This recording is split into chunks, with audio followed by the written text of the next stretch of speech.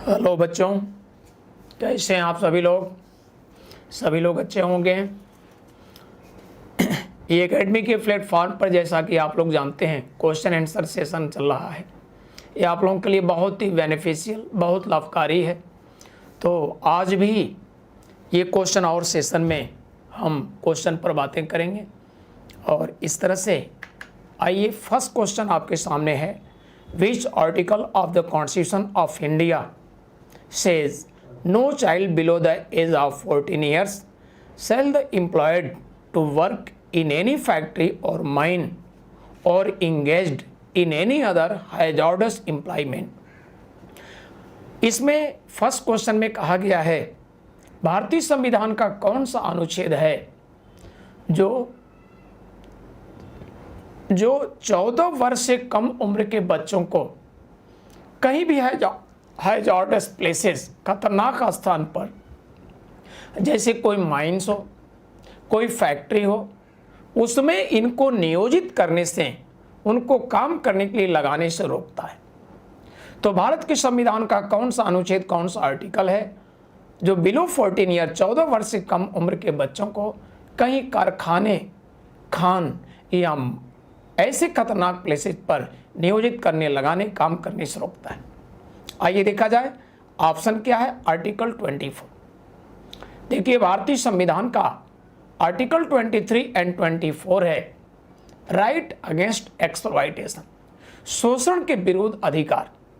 तो हमारे समाज में जो बालकों के लिए, माइनर चिल्ड्रन के लिए जो शोषण, एक्सप्लॉयटेशन समाज में होता रहा, संविधान सभा के सदस्यों ने एक्सप्लॉयटेशन, सोसाइटी के एक्सप्लॉयटेशन, शोषण को रोकने के लिए कुछ व्यवस्था दी और शोषण के अगेंस्ट जो व्यवस्था दिए, ये व्यवस्था दिए अंडर आर्टिकल 23 एंड 24। 23 में इन्होंने व्यवस्था दिया मानव के दुर्व्यापार और बलात्कार श्रम का प्रतिषेध।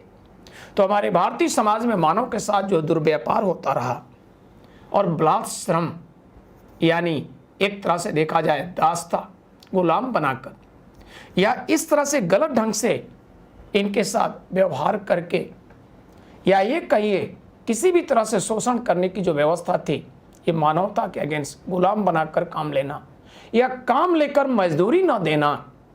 तो बलात्कार श्रम का मतलब होता है क्या? ये दास्ता, दुर्व्यापार, मानव के दुर्व्यापार और बलात्कार श्रम। दुर्व्यापार से मतलब होता है जोर जबरदस्ती रूप में आप काम लिए और बदले में कोई मजदूरी नहीं देना। तो इस तरह से ये भी एक्सप्लॉयटेशन, शोषण को रोकने के लिए ये दो अनुच्छेद, दो आर्टिकल की व्यवस्था किया गया, 23 एंड 24। 24 में क्या व्यवस्था दिया गया? 14 वर्ष से कम उम्र के जो बच्चे हैं उनके लिए व्यवस्था दिया गया कि किसी भी तरह से खतरनाक कोई प्लेसेस जैसे फैक्ट्री या इसी तरह से कोई खान, माइंस की बात की गई है, यानी खान, या इन्हीं के जैसे कोई और भी हैजार्डस प्लेसेस, कोई खतरनाक प्लेस है, उन पे इनको लगाने, काम करने के लिए लगाया नहीं जाएगा, नियोजित नहीं किया जाएगा। इसलिए बच्चों, इस क्वेश्चन का जवाब होगा 24। आर्टिकल 25 में बात जो की गई है, आर्टिकल 25 में बात की गई है क्या? ये डायरेक्टिव प्रिंसिपल का आर्टिकल है। इसमें 6 वर्ष से कम उम्र के बच्चे के लिए एजुकेशन की बात की गई, इसलिए ये जवाब नहीं होगा। आर्टिकल 330 में बात की गई है SC ST के लिए रिजर्वेशन की बात की गई है और आर्टिकल 368 में इंडियन कॉन्स्टिट्यूशन में अमेंडमेंट की बात की गई है। तो इसलिए option B, C and D जवाब नहीं होंगे। इस क्वेश्चन का जवाब होगा option A। And next question पर हम लोग बातें करेंगे। नेक्स्ट क्वेश्चन है, who among the following was the chairman of the union constitution committee of the constitutional assembly. इसका हिंदी होगा, निम्नलिखित में से कौन यूनियन कॉन्स्टिट्यूशन कमेटी, भारतीय संविधान सभा के अध्यक्ष थे? निम्नलिखित में से कौन भारतीय संविधान सभा की समिति थी? क्या संघ संविधान समिति। निम्नलिखित में से कौन संघ संविधान समिति के अध्यक्ष थे? तो देखिए ए ऑप्शन है B R Ambedkar. B R Ambedkar साहब ड्राफ्टिंग कमेटी के चेयरमैन थे। यूनियन कॉन्स्टिट्यूशन कमेटी संघ संविधान समिति के यह अध्यक्ष नहीं थे। नेक्स्ट ऑप्शन है जे बी कृपलानी। बच्चों, मूल अधिकार समिति एक इस्टेब्लिश हुई थी। उस मूल अधिकार समिति के उप समिति थी, सब कमेटी थी। तो सब कमेटी उप समिति का अध्यक्ष थे जे बी कृपलानी। ये यूनियन कॉन्स्टिट्यूशन कमेटी के नहीं थे। और नेक्स्ट ऑप्शन सी है Jawaharlal Nehru. Pandit Jawaharlal Nehru union constitution committee संघ संविधान समिति के अध्यक्ष थे, इसलिए इस क्वेश्चन का जवाब होगा जवाहरलाल नेहरू। और नेक्स्ट औलाद कृष्ण स्वामी अय्यर, गलत जवाब है, सही जवाब है सी जवाहरलाल नेहरू। तो परमानेंट कुछ कमेटी थी।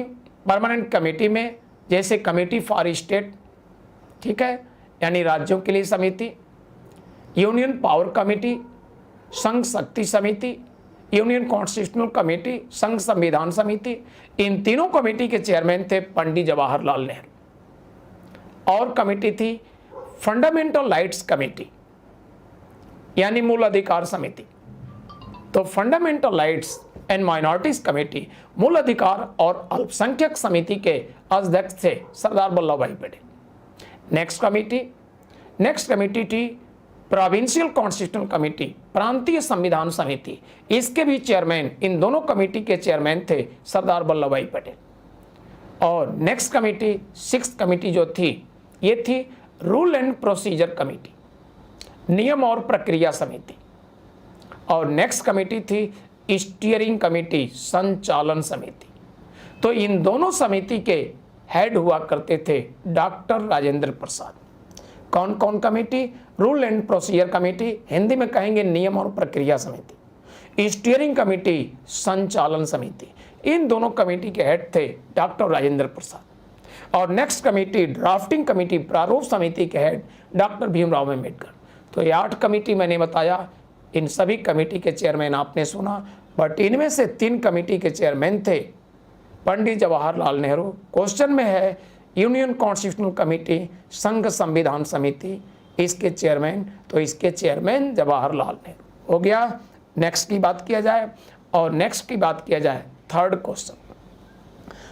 क्वेश्चन देखा जाए, which one among the following commission was set up in pursuance of the definite provision under an article of the Constitution of India।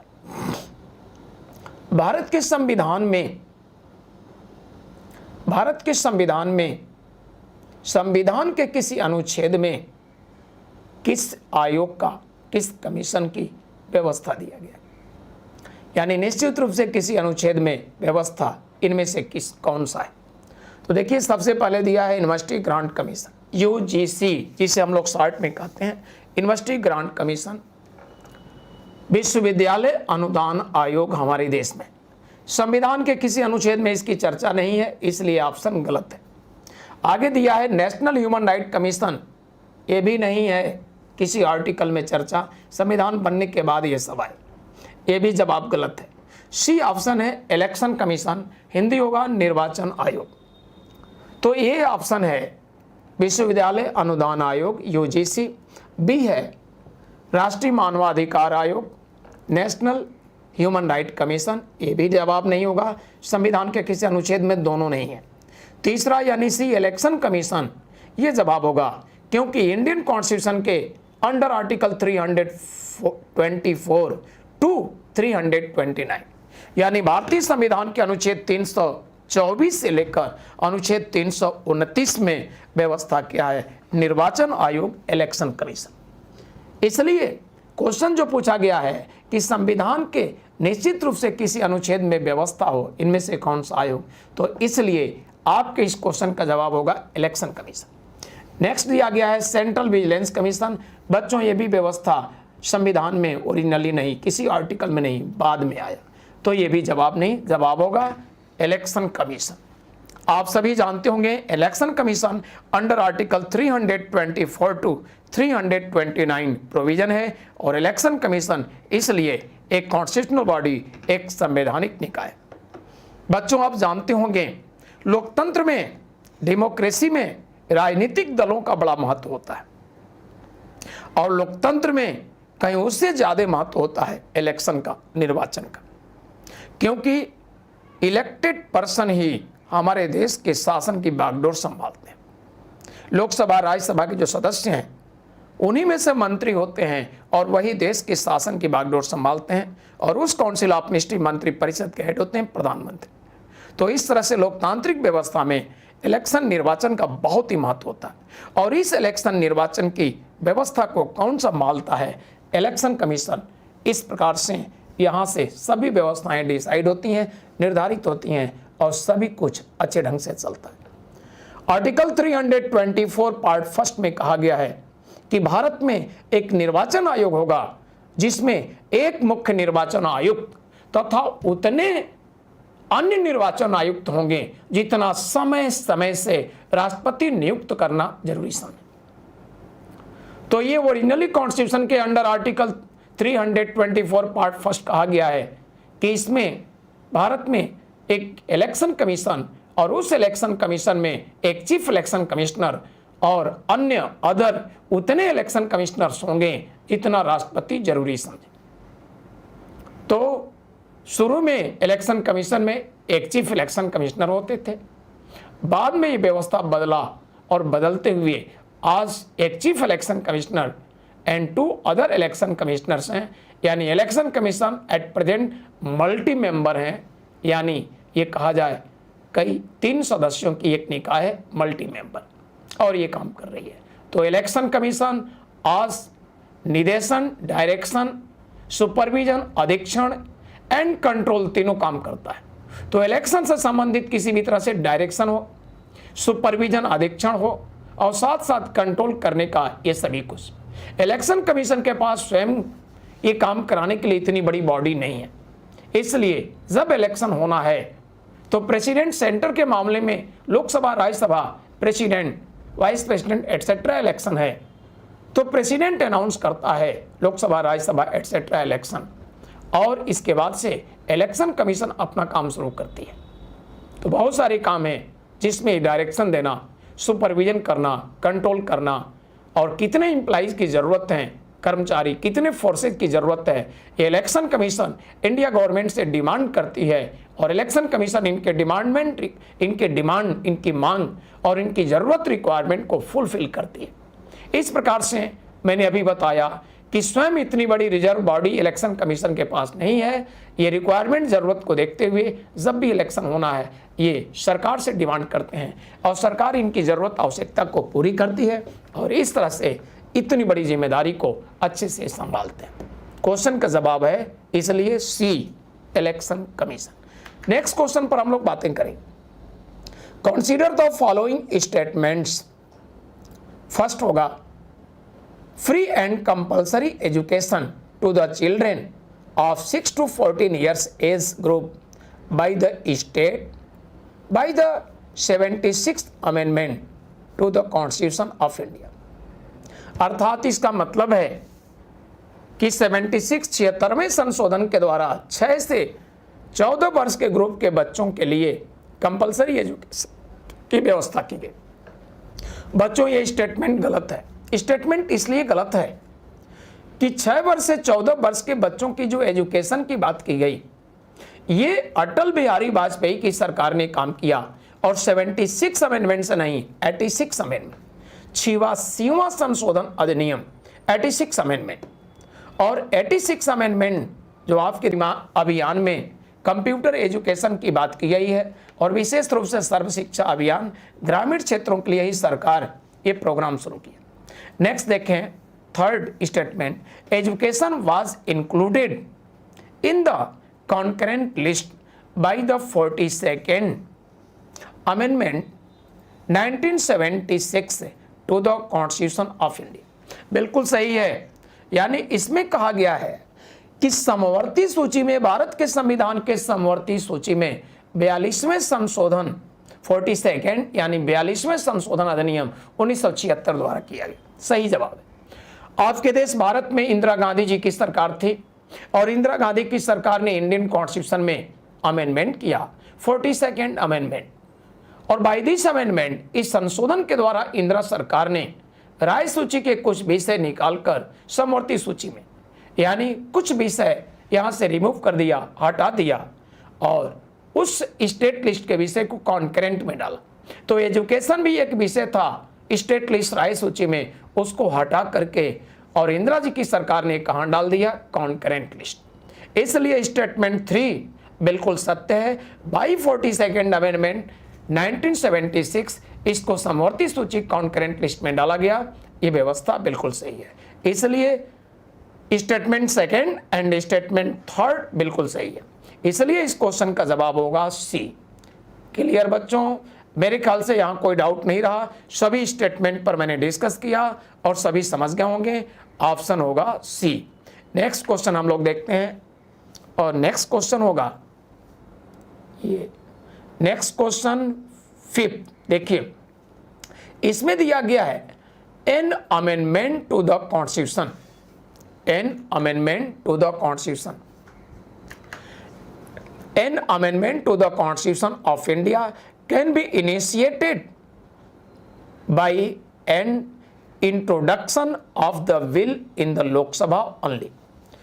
बच्चों इस स्टेटमेंट पर बहुत ध्यान से समझिएगा। देखिए, इंडियन कॉन्स्टिट्यूशन में जो अमेंडमेंट करने की व्यवस्था है, भारत के संविधान में संशोधन करने की व्यवस्था है, यह व्यवस्था इंडियन कॉन्स्टिट्यूशन में दिया गया है अंडर आर्टिकल 368। भारतीय संविधान के अनुच्छेद 368 में संशोधन की व्यवस्था दी गई। और संशोधन की जो बिल होती है, कॉन्स्टिट्यूशनल अमेंडमेंट बिल, संविधान संशोधन विधेयक जो होता है, उसके लिए व्यवस्था दिया गया है क्या, वो बिल पार्लियामेंट के दोनों में से किसी भी हाउस में इंट्रोड्यूस होगा, प्रारंभ होगा। इंट्रोड्यूस करने के लिए हाउस कोई बाउंडेड नहीं है, लोकसभा में हो या राज्यसभा में, ऐसा नहीं। ठीक है, उसके लिए कोई भी हाउस। और यहां स्टेटमेंट में दिया गया है इन द लोकसभा ओनली, इसलिए स्टेटमेंट गलत है। यह देना चाहिए आइदर, ओनली नहीं, यानी लोकसभा राज्यसभा दोनों में कोई। लेकिन ओनली शब्द जो दे दिया है लोकसभा के लिए, यह स्टेटमेंट गलत है। यानी अमेंडमेंट बिल लोकसभा अथवा राज्यसभा दोनों में से कहीं पर प्रारंभ रिलेटेड मिनिस्टर करेंगे, कोई हाउस इसके लिए बाउंडेड नहीं है। इस कारण से आर्टिकल 368 में अमेंडमेंट बिल, अनुच्छेद 368 में संविधान संशोधन विधेयक का जो नेचर है, जो प्रकृति है, वो प्रकृति के अकॉर्डिंग कोई भी हाउस बाउंडेड नहीं है, लोकसभा या राज्यसभा कहीं भी प्रारंभ होगा। इस कारण से जो बाउंडेड इस स्टेटमेंट में दिया गया है लोकसभा ओनली, इसलिए यह स्टेटमेंट रॉन्ग है, गलत है। अब आगे चलिए, सेकंड स्टेटमेंट है if such an amendment seeks to make changes in the federal character of constitution, the amendment also required to be ratified by the legislature of all the state of India। बच्चों, ये भी statement wrong है। देखिए, हमारे constitution के कुछ इस तरह के प्रोविजन है, कुछ इस तरह के व्यवस्थाएं हैं, कुछ मैटर, कुछ सब्जेक्ट हैं जिनके अमेंडमेंट के लिए भारत के जितने भी स्टेट लेजिस्लेचर हैं उसमें हाफ स्टेट लेजिस्लेचर की जरूरत होती है। आधे राज्य विधानमंडल किस तरह के विषय, जैसे फेडरल मैटर, जैसे सुप्रीम कोर्ट, हाई कोर्ट में कोई शक्ति से संबंधित अमेंडमेंट करना हो। इसी प्रकार से देखा जाए सेंटर स्टेट के बीच में जो लेजिस्लेटिव पावर की बात है, एक्सिक्यूटिव जो डिस्ट्रीब्यूशन किए गए हैं सेंटर स्टेट में, उसके लिए भी, और पार्लियामेंट में विभिन्न स्टेट का रिप्रेजेंटेशन है, उसके लिए भी। 7 शेड्यूल में अथॉरिटी का डिवीजन, सत्ता का बंटवारा है।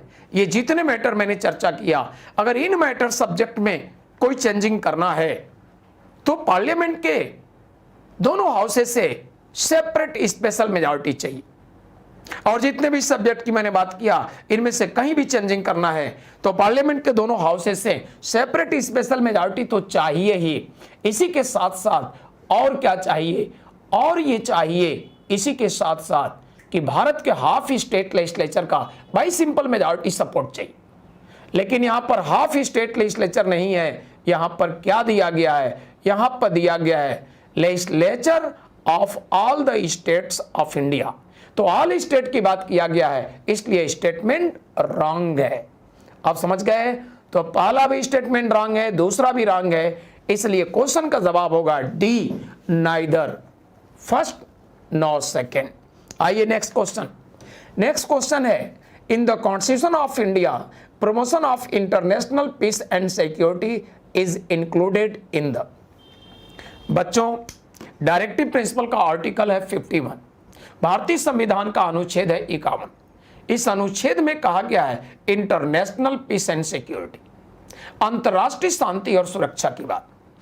और साथ साथ इसी के नेक्स्ट पार्ट में आर्टिकल 51 के नेक्स्ट पार्ट में कहा गया है वर्ल्ड के 2 कंट्री में अगर वार, लड़ाई, टकराव होने के चांसेज है तो भारत की जिम्मेदारी ये नहीं होता कि एक को प्रमोट करके लड़ाई बढ़ावें, बल्कि क्या होता, तटस्थ होकर के और प्रयास करें दोनों में लड़ाई ही ना हो।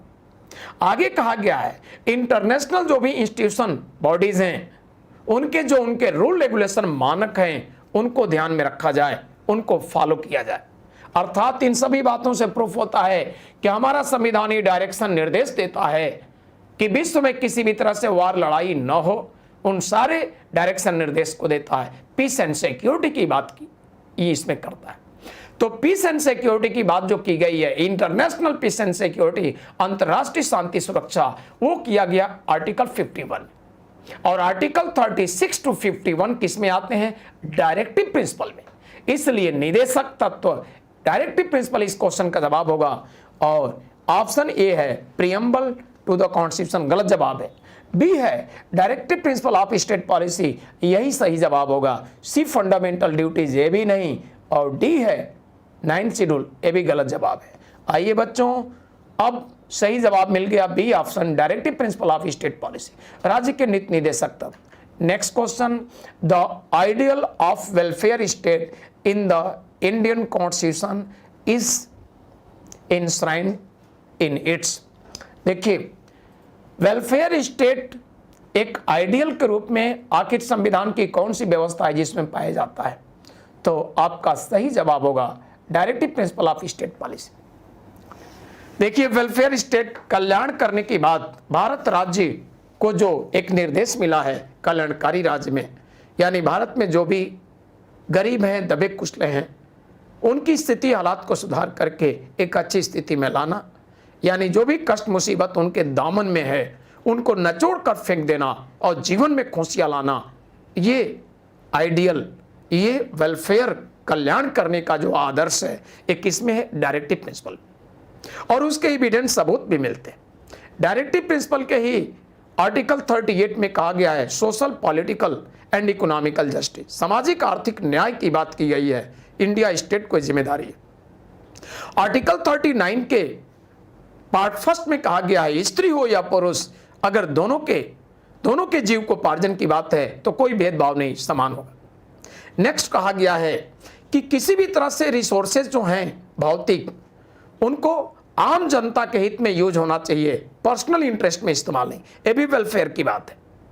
और आगे जो बात कहा गया है स्त्री पुरुष दोनों के लिए इक्वलिटी की बात की गई। इसी तरह से देखा जाए आर्टिकल 42 की बात किया जाए तो 42 में व्यवस्था दिया गया है क्या, मैटरनिटी रिलीफ, ये भी वेलफेयर की बात है, प्रसूति सहायता की बात की है गरीब महिलाओं के लिए। इसी तरह से देखा जाए तो आर्टिकल 41 में काम, शिक्षा, लोक सहायता की बात की है, तो गरीबों के लिए काम की व्यवस्था और उनको सहायता देना, शिक्षा की बात, ये सभी वेलफेयर की बातें हैं, कल्याण की बातें।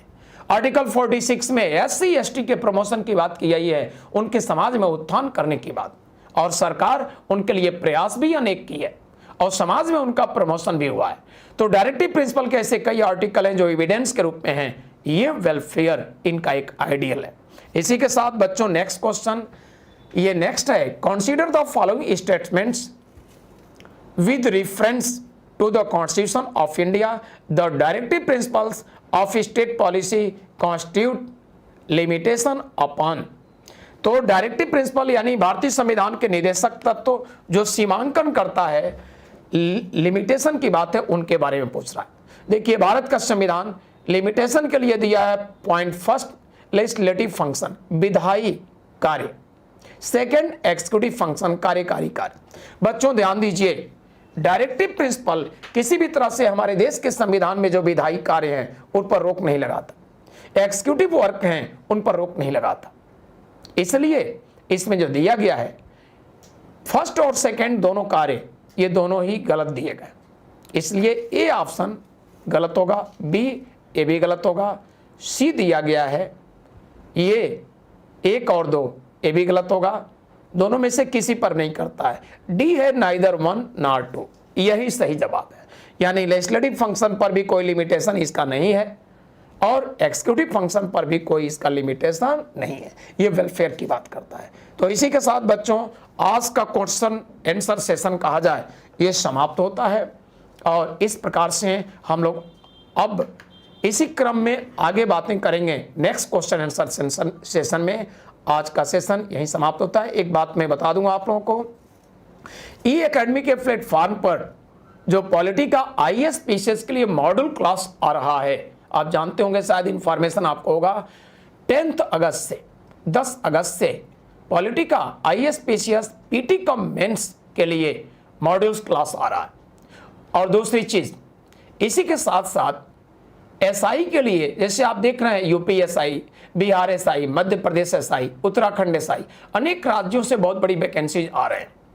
तो इसके लिए एक ई एकेडमी के प्लेटफॉर्म पर SI स्पेशल बैच भी एक लॉन्च हो रहा है। डेट वही है 10 अगस्त और रजिस्ट्रेशन इसका आज ही से शुरू हो गया है। तो आपको इसमें SI के एग्जाम में कंप्लीट पॉलिटी एंड कंप्लीट मूल विधि बेसिक लॉ आपको पढ़ाया जाएगा और इसके बाहर एक भी क्वेश्चन नहीं होंगे। बहुत अच्छे ढंग से एक एक टॉपिक को डील किया जाएगा, उनसे रिलेटेड क्वेश्चन भी लेक्चर में आपको दिखाए जाएंगे। ठीक है, तो बच्चों आज का क्वेश्चन आंसर सेशन यहीं तक और इसी के साथ और भी बातें बता दूं। आप देख रहे हैं IAS और PCS के लिए PT का मेंस कंप्लीट बैच भी हमारे यहाँ चल रहा है। सभी कुछ कंप्लीट मॉड्यूल्स भी हम लोग शुरू किए हैं। कुछ ऐसे स्टूडेंट होते हैं जो मॉड्यूल्स के रूप में किसी पर्टिकुलर सेक्शन को डिमांड करते हैं, तो वो भी हो गया। कंप्लीट जो लेना चाहते हैं क्लास, उसके लिए हमारे यहाँ सेकेंड बैच चल रहा है। First second 2 batches, next batch third आपके सहयोग से जल्दी होगा। एक बात और बता दूं, ये एकेडमी के प्लेटफॉर्म पर जो न्यू बैच शुरू होगा उसका फी बढ़ा हुआ मिलेगा, तो आपको एक अच्छा अवसर है। अभी फी कम है, आप जल्दी रजिस्ट्रेशन एडमिशन इन किसी भी बैच में कराना चाहें, SI का बैच हो, मॉड्यूल्स पॉलिटी या complete IAS PCS batch PT cum mains जो चाहें। थैंक यू बच्चों, आज का सेशन जो था क्वेश्चन आंसर एक्सप्लेनेशन यहीं डिस्कशन बैच समाप्त होता है। Goodbye and take care.